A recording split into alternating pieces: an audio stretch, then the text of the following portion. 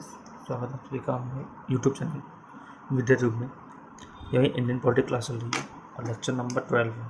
ठीक है, हम इस जो टॉपिक टॉपिक चल रहा है वो हम पढ़ रहे हैं development, constitutional development in India, यानी कि वही दूसरे शब्दों में कहें तो historical background of Indian constitution. ठीक है, नहीं भारतीय संविधान का ऐतिहासिक पृष्ठभूमि। तो आज हमारा जो टॉपिक है चार्टर एक्ट ऑफ 1813। ठीक है, इससे पहले जो मैंने पढ़ाया, ठीक है, उसमें मैंने बताया था कि आपको जो एक्ट पढ़ाया था उसका नाम क्या था आपका 1793। तो 1793 में जो एक्ट मैंने पढ़ाया था उसमें एक बात मैंने कही थी कि यहाँ पर 1793 में ईस्ट इंडिया कंपनी की जो मोनोपोली थी ट्रेड पर, उस मोनोपोली को 20 साल के लिए बढ़ाया गया था। ठीक है, तो 1793 में जब 20 जोड़ेंगे 1813 आता है, यानी कि 1813 में नया एक्ट आना था।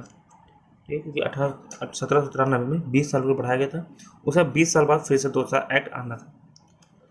तो 1813 में क्या हुआ था, ये जो मोनोपोली थी ना 1793 में, इस मोनोपोली को ख़त्म किया गया था इस चार्टर एक्ट में।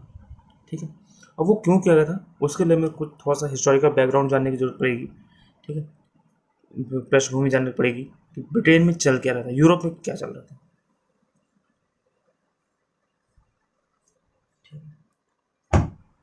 देखिए अभी तक हमने क्या पढ़ा,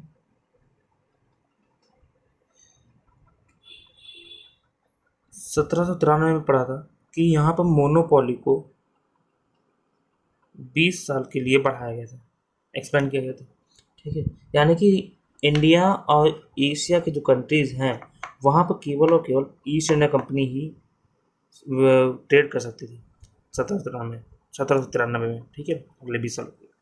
लेकिन 1793 में की बात क्या हुआ, ब्रिटेन में, यूरोप में ब्रिटेन वर्सेस फ्रांस, इन दोनों के बीच युद्ध छिड़ गया। ठीक है, इन दोनों के बीच क्या हो रहा था, वॉर हो रहा था। तो आपको याद होगा 1784 के बाद के आसपास क्या हुआ था, 1801 तक आंग्ल मैसूर युद्ध हुआ था। ठीक है, आंग्ल मैसूर युद्ध जो हुआ था वो कहीं ना कहीं फ्रांस और ब्रिटेन के बीच में युद्ध होने की वजह से हुआ था। ठीक है, उसके पीछे जो रीज़न था वो हमारा आंतरिक कारण नहीं था, इंटरनल रीजन नहीं था, वो रीजन था इन ब्रिटेन और फ्रांस के बीच में जो युद्ध चल रहा था। ठीक है, दरअसल क्या हुआ था, फ्रांस में जो नेपोलियन था, ठीक है, नेपोलियन क्या करता था, नेपोलियन एक पॉलिसी चला रहा था जिसे हम कहते हैं कॉन्टिनेंटल पॉलिसी। ठीक है, नेपोलियन फ्रांस का जो राजा था वो चाहता था, नेपोलियन, कि पूरा पूरा जो यूरोप है वो फ्रांस के अंडर में आ जाए। ठीक है, और जो भी चीज़ें चले, सारी चीज़ें क्या चले, फ्रांस के हिसाब से चले। ठीक है, फ्रांस ट्रेड करे। तो नेपोलियन पूरा यूरोप विजय पे निकला था, और नेपोलियन ने क्या किया, नेपोलियन ने कॉन्टिनेंटल पॉलिसी चलाई, और इस पॉलिसी के तहत उसने क्या किया, पूरे के पूरे यूरोप में ये बताना शुरू कर दिया कि आपको ब्रिटेन से सामान मत खरीदो, ब्रिटेन को बाइकआउट करो, ब्रिटेन से कोई मतलब नहीं है। ठीक है, हमसे सामान खरीदो, हम आपको देंगे सस्ते दामों पर। ऐसे कई सारी पॉलिसीज उसने चलानी शुरू करी, युद्ध भी किए। तो जब इसने ये पॉलिसी चलाई नेपोलियन बोनापार्ट ने कि अब ब्रिटेन से सामान मत खरीदो, ब्रिटेन के लोग सही नहीं है, ठीक है, यूरोप में केवल फ्रांस का सामान बिकेगा, पूरी की पूरी लाइन काट दी। अब आप खुद देखिए, जैसे ये यूरोप है, ये फ्रांस है, ठीक है, और यहाँ पे ब्रिटेन ब्रिटेन पड़ता है। तो यहाँ से जब सामान यूरोप में बेचते थे तो फ्रांस होके जाते थे, लेकिन उन्होंने क्या किया, फ्रांस ने ये पूरी लाइन ही काट दी। ठीक है, पूरे पूरे यूरोप को कंट्रोल करने लगे। तो कहीं ना कहीं अब यहाँ पे जो ब्रिटेन के जो बाकी लोग हैं, देखो ब्रिटेन में दो तरह की कंपनियाँ थी। एक कंपनी थी हमारी EIC, जो इंडिया पर शासन करती थी, यानी इंडिया और एशिया के साथ पूरा का पूरा व्यापार ये कर रही थी। और दूसरी जो अदर कंपनी थी, वो कंपनी व्यापार कर रही थी यूरोप के साथ। ठीक है, तो अब क्या हुआ, जब नेपोलियन ने यहाँ पर रास्ता काट दिया, इनको रोक दिया व्यापार करने से यूरोप में, ठीक है, तो युद्ध करने शुरू किए, तो इन कंपनियों को, जो ये जो अदर कंपनियां हैं, इनको नुकसान होने लगा। ठीक है, इनको नुकसान हुआ तो ये ब्रिटेन के जो राजा थे, ठीक है, राजा या फिर रानी जो क्राउन थे, उनके पास गए और उन्होंने इन लोगों ने अपनी सारी समस्या उनको बताई। ठीक है, इन्होंने मांग करी कि हमें भी, क्योंकि यूरोप में देखो, यूरोप में नेपोलियन की वजह से व्यापार करना बहुत ज़्यादा हार्ड हो रहा है। तो ये इनका मानना था, इनका ये जो डिमांड कर रहे थे कि हम इनको भी क्या किया जाए, इंडिया और एशिया यानी चाइना, इंडोनेशिया, ऐसे जो कंट्रीज हैं इनके साथ व्यापार करने की छूट इनको भी दी जाए। ठीक है, इनको भी अलाउ किया जाए, EIC का मोनोपोली खत्म करी जाए। और वहाँ ब्रिटेन भी अपने पहले से भी धीरे धीरे पावर अपने हाथ में ले रही थी। ठीक है, तो इसलिए 1813 का एक्ट लेके आया गया। ठीक है, जब फ्रांस वॉर खत्म हुआ तो 1813 में क्या हुआ, एक्ट लेके आया था, एक्ट लेके आया गया था, चार्टर एक्ट ऑफ 1813। ठीक है, तो इसमें से पहला पॉइंट जो सबसे इम्पोर्टेंट नोट करने वाली पॉइंट है वो क्या है, इसमें ब्रिटेन जो ईस्ट इंडिया कंपनी है उसकी मोनोपोली को खत्म कर दिया गया।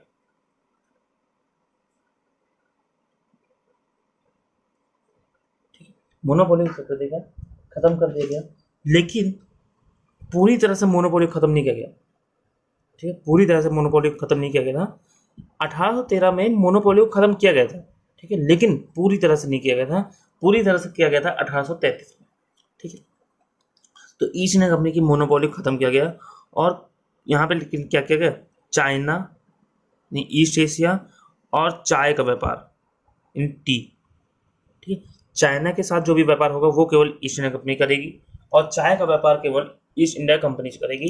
यानी इन दोनों चीज़ों पर ईस्ट इंडिया कंपनी की अभी तक मोनोपोली चल रही। ठीक है, इसे खत्म नहीं किया गया। बाकी इंडिया में कोई भी कंपनी जाके अब ब्रिटेन की वहाँ पर व्यापार कर सकती है। ठीक है, तो यहाँ पर मोनोपोली को खत्म कर दिया गया। और मोनोपोली मैंने आपको यहाँ बता दी क्यों, क्योंकि बाकी जो कंपनियाँ थी वो मांग कर रही थी कि हाँ हमें भी परमिशन दी जाए, क्योंकि हम क्या कर रहे हैं, यूरोप में ट्रेड कर ही नहीं पा रहे हैं। कि और ट्रेड ना करने का कारण था नेपोलियन, ठीक है, फ्रांस का, और युद्ध दोनों के बीच वॉर चल भी रही थी। ठीक है, तो इनके भी ये क्या हुआ, मोनोपोली को खत्म कर दिया गया आंशिक रूप से। ठीक है, पूरी तरह से नहीं। अब देखो क्या हुआ, जब मोनोपोली खत्म कर दी गई तो जाहिर सी बात है अब ब्रिटेन से बाकी लोग भी इंडिया जा सकते हैं। ठीक है, ब्रिटेन से बाकी कंपनी भी यानी कि ईस्ट इंडिया कंपनी को छोड़ के और भी कंपनी इंडिया जा सकती है। इसका मतलब अब कहीं ना कहीं जो ईसाई मशीनरियाँ हैं, ठीक है, वो भी क्या, उनको भी क्या कर देगा, अलाउ कर देगा इंडिया जाने के लिए, कि आप इंडिया जाकर क्या कर सकते हैं, वहाँ पर अपने ईसाई धर्म को प्रचार प्रसार कर सकते हैं। तो मशीनरी जो होती थी उनको क्या कर दिया, अलाउ कर दिया गया। ठीक है, उनको अलाउ कर दिया गया इंडिया में जाने के लिए। ठीक है, और वहाँ पर एक जब मशीनरी आई तो कलकत्ता में एक उन्होंने गिरजाघर बनाया, चर्च टाइप का बनाया। ठीक है, तो मशीनरी को अलाउ किया गया कि आप भी इंडिया जाकर वहाँ पर जो ईसाई धर्म का प्रचार प्रसार कर सकते हैं। और भी कई लोग, बाकी लोगों को भी वहाँ पर जाने की परमिशन दे दी गई। यानी कि पहले जो था मोनोपोली 1893, उससे पहले 1813 से पहले वहाँ पर केवल और केवल ईस्ट इंडिया कंपनी और उसके ऑफिसर ही इंडिया जा सकते थे, उसके अलावा वहाँ पे कोई नहीं जा सकता था। ठीक है, चाहे मशीनरी हो चाहे कोई भी हो। लेकिन 1813 में क्या हुआ, 1813 में जब ये एक्ट लेके आया गया तो यहाँ पे मोनोपोली को खत्म कर दिया गया। यानी कि अब कोई भी व्यक्ति इंडिया जा सकता है। ठीक है, एशिया जा सकता है, तो मशीनरी भी आने लगी। ठीक है, और क्या किया, अब यहाँ पर एजुकेशन सिस्टम में, ठीक है, एजुकेशन को प्रमोट करने के लिए यहाँ पर क्या किया इन्होंने, इस एक्ट में ये प्रावधान किया गया कि हर साल 1 लाख रुपए वार्षिक, यानी annually 1 lakh to be spent on education. ठीक, तो हर साल 1 lakh rupees annually to be spent on education. ठीक है, यानी एजुकेशन, शिक्षा पर हर साल 1 लाख रुपए कंपनी खर्च करेगी। ठीक है, क्योंकि कंपनी को क्या करना था, अब कंपनी ब्रिटेन धीरे धीरे पावर को अपने हाथ में ले रहा था। ठीक है, कई सारे ऑफिसर बना रहा था और धीरे धीरे क्या करना, उसको आदमियों की जरूरत थी और वो आदमी ब्रिटेन से ज़्यादा नहीं मिल सकते, इंडिया से। ठीक है, इंडिया को अगर कब्जा करना था तो उनका मानना था कि एजुकेशन, अगर हम एजुकेशन वहाँ पे फैलाएं, जो अपना धर्म फैला रहे हैं। ठीक है, मिशनिया को अलाउ किया गया, क्यों, ताकि लोग ईसाई धर्म अपनाएं। एजुकेशन, वेस्टर्न एजुकेशन इन्होंने प्रमोट करी इंडिया में, ताकि लोग क्या हो, वेस्टर्न एजुकेशन ले और वो ब्रिटेन के भक्त बन जाएं। कहते तो एक वर्ड यूज करेंगे, भक्त, वो बन जाए। ब्रिटेन का कहा माने, इनका विरोध न करें, ठीक है। तो इसलिए इन्होंने कहीं ना कहीं एजुकेशन पर भी 1 लाख रुपए खर्च करने की बात करी, जो कहीं ना कहीं उस समय अगर तत्कालिक रीजन देखें, ठीक है, तो ब्रिटेन को फायदा देने वाला था, ठीक है। तो पहला पॉइंट है मोनोपोली खत्म किया, लेकिन चाइना और चाय का व्यापार को छोड़ के मशीनरियों को अलाउ कर दिया गया। भाई जाहिर सी बात है, मोनोपोली खत्म हुई है तो बाकी लोग भी जा सकते हैं, तो मिशनरियाँ भी जा सकते थे अपना धर्म का प्रमोट करने, धर्म का प्रचार प्रसार करने। एजुकेशन पर हर साल 1 लाख रुपए खर्च करने की बात करी गई, ठीक है। उसके बाद क्या गया, promote Indian literature and science. इसमें एक बात कहेगी कि जो भारतीय साहित्य है यानी इंडियन लिटरेचर है, और जो विज्ञान है भारतीय विज्ञान, उसको उसका प्रचार प्रसार करने की बात करेगी, ठीक है, कि उससे प्रचार प्रसार करो उसका। अब क्या करो, सबको बताओ कि हाँ इंडियन साहित्य के बारे में और क्या कहते हैं साइंस के बारे में प्रचार प्रसार करने की बात करेगी, और उसके लिए फंड देने की बात करेगी, ठीक है।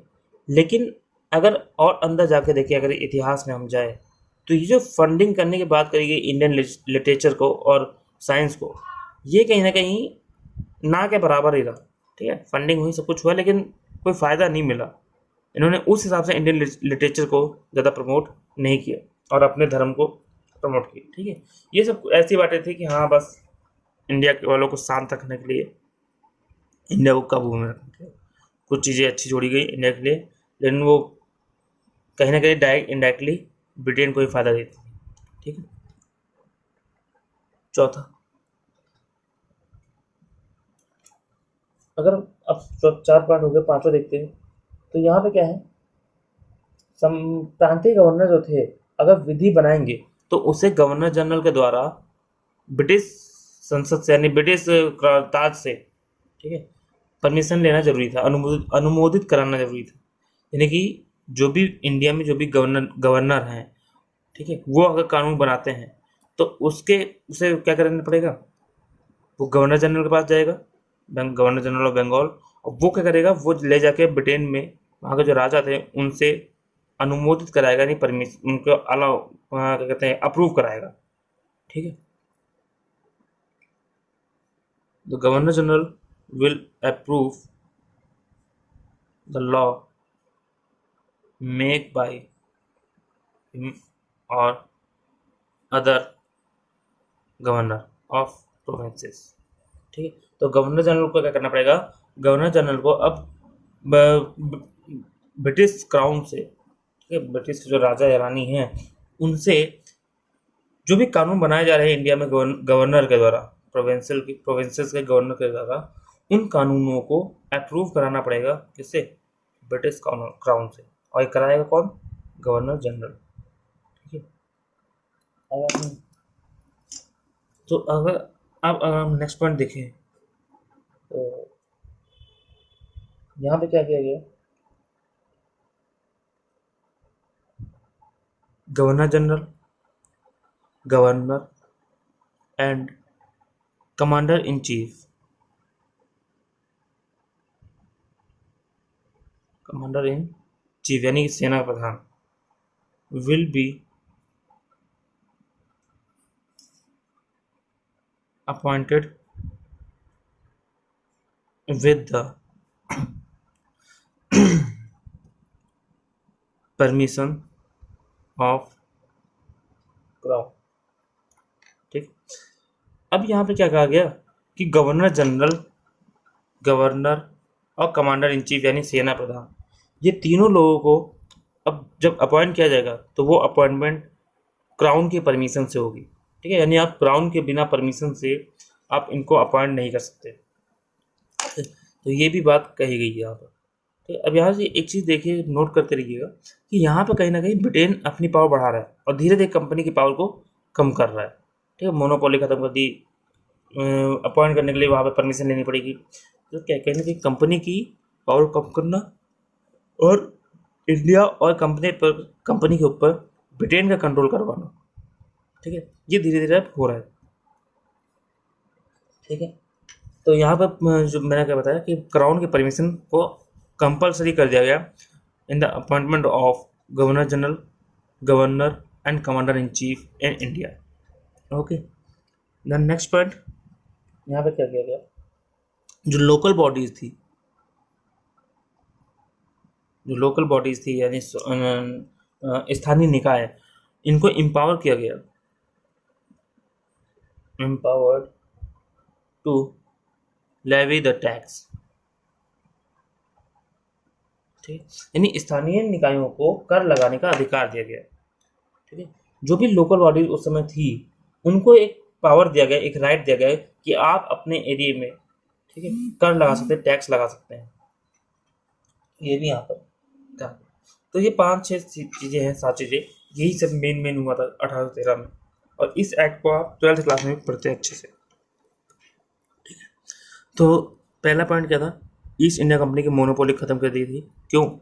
क्योंकि वहाँ जो ब्रिटेन के जो व्यापारी थे वो मांग कर रहे थे कि हमें भी इंडिया और एशिया के साथ व्यापार करने के लिए परमिशन दी जाए। ईस्ट इंडिया कंपनी अकेले वहाँ पे व्यापार नहीं, मतलब उसको मोनोपोली नहीं होनी चाहिए। ठीक है, और इसका मांगने का रीज़न क्या था डिमांड का, क्योंकि फ्रांस में नेपोलियन क्या कर रहा था, कॉन्टिनेंटल पॉलिसी चला था कि पूरा का पूरा यूरोप में केवल और केवल फ्रांस से व्यापार होगा। ठीक है, उसके हिसाब से चीज़ें चलेगी। तो इसलिए 1813 में मोनोपोली को खत्म कर दिया गया। ठीक है, उससे मोनोपोली खत्म किया गया, लेकिन चाइना और चाय का व्यापार को छोड़ के याद रखिएगा। फिर मैसेंजर को भी अलाउ कर दिया गया कि आप मैसेंजर जो होती थी, ठीक है, ईसाई धर्म की, उनको अलाउ कर दिया कि आप इंडिया जाके वहाँ पे ईसाई धर्म का प्रचार प्रसार कर सकते हैं, उसको प्रमोट कर सकते हैं। और कलकत्ता में एक पादरी गिरजाघर बनाया गया, ठीक, क्रिश्चियन चर्च बनाया गया, गिरजाघर। इसके बाद एजुकेशन के ऊपर बात करेंगे। इंडिया में जो एजुकेशन है उसके ऊपर हर साल 1 लाख रुपए खर्च किया जाएगा। ठीक है, ये भी प्रावधान किया गया। फिर दूसरा क्या किया गया, अगला पॉइंट, इंडियन लिटरेचर यानी भारतीय साहित्य और विज्ञान को प्रमोट करने के लिए फंडिंग करी जाएगी, यानी फंड दिए जाएंगे ताकि भारतीय साहित्य और भारतीय जो विज्ञान है उसको आगे बढ़ सके।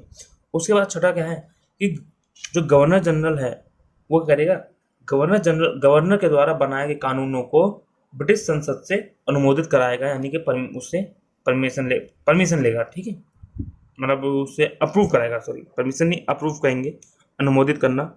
ठीक है, तो गवर्नर जनरल जो भी वहाँ पे कानून बन रहे होंगे, गवर्नर वहाँ के लोकल गवर्नर बना रहे होंगे, उन सभी कानूनों को, चाहे बॉम्बे का हो चाहे मैद्रास का हो, तो गवर्नर के द्वारा बनाए गए कानून को क्या करेगा, गवर्नर जनरल ब्रिटिश क्राउन से, यानी ब्रिटिश संसद से, ब्रिटिश गवर्नमेंट से, ब्रिटेन से क्या करेगा, उसको अप्रूव करवाएगा।